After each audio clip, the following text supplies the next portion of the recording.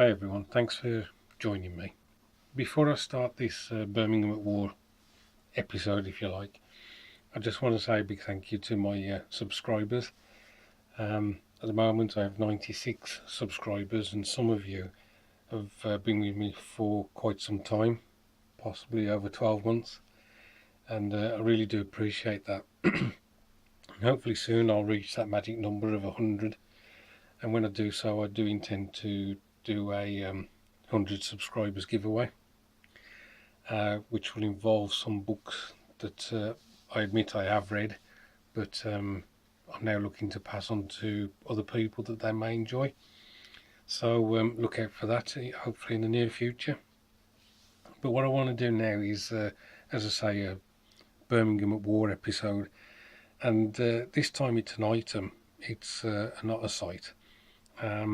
And this item I only found about a couple of weeks back, whilst I was walking around a site in Birmingham. Now, it was part of the Birmingham Relics, that series that I'm doing, which is why I was at that site, and I didn't expect to find what I did find at this location. So if we go eyes down, an old bingo term, and let's have a look at what I found. So I hope you can make out what that is. It's not a piece of squirrel poo. And I have to confess, when I first saw it on the ground, I did have to look twice before recognising what it was. Obviously, it's in a rusty state. And that's one of the issues with this particular item. So let me just put another item alongside it. I obviously didn't find this one. This is one that I've bought, and perhaps it'll give you a better idea what it is. So what I've put alongside the rusty item is .303 bullet from World War II, and as you can see, the shape is very similar and the size is very similar as well.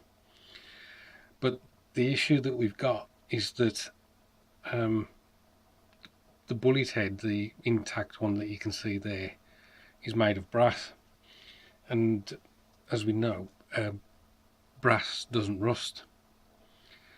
So how can I say that this rusted item is a bullet when I know for a fact that it shouldn't be rusty at all? And when I first picked it up and thought, my God, I found a bullet, it was the rust that basically said, no, you haven't, that it can't be a bullet. So I had a bit of a chat with one of my mates, Clive, and we basically come to the conclusion that it's got to be a bullet, but obviously not made of brass. So then that led me into doing a bit of research,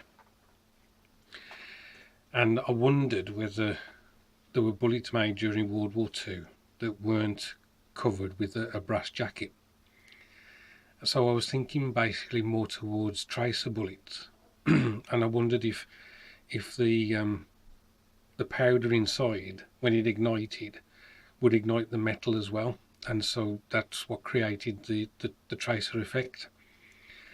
So as I say, I did a bit of research and found that tracer bullets tended still to be brass on the outside, even though they had powder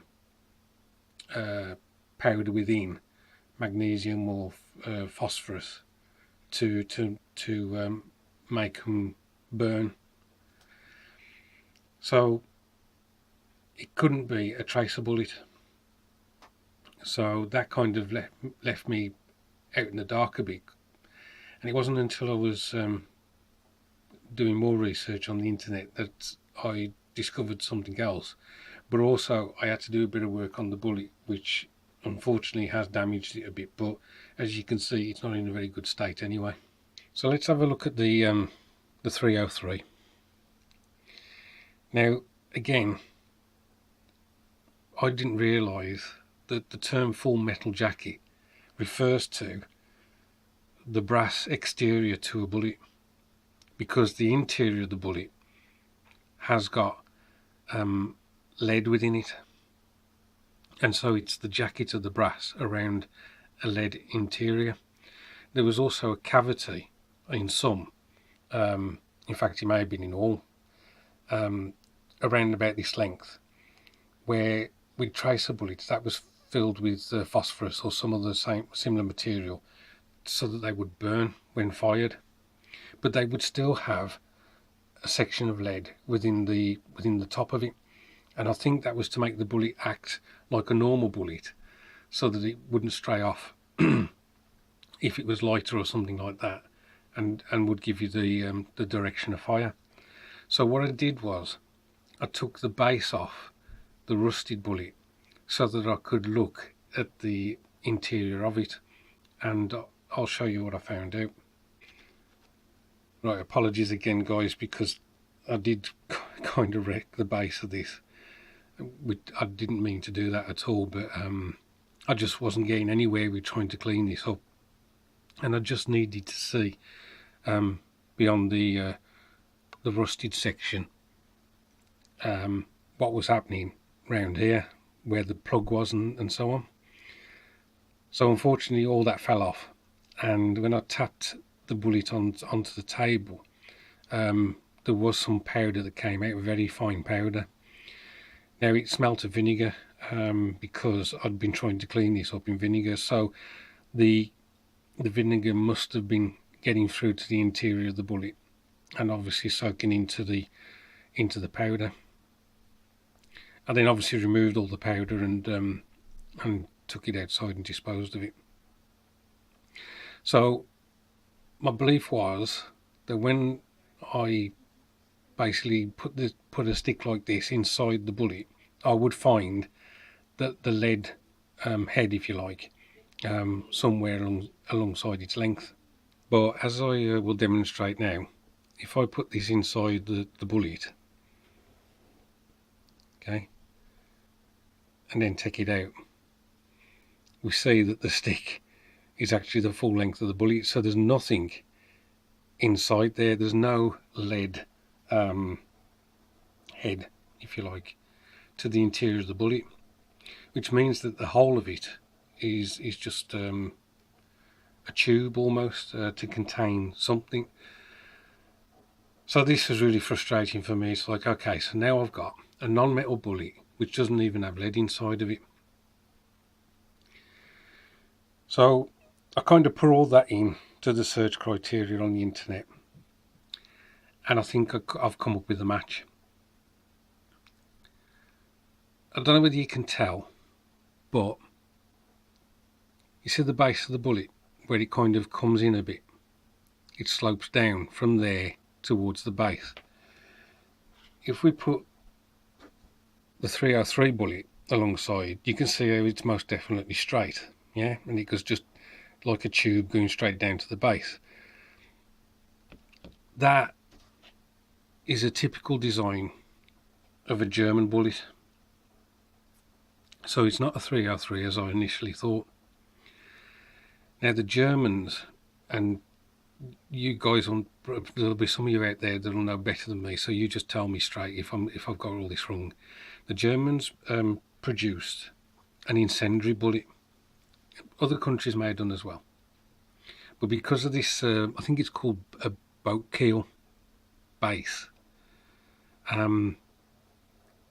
This is a German incendiary bullet.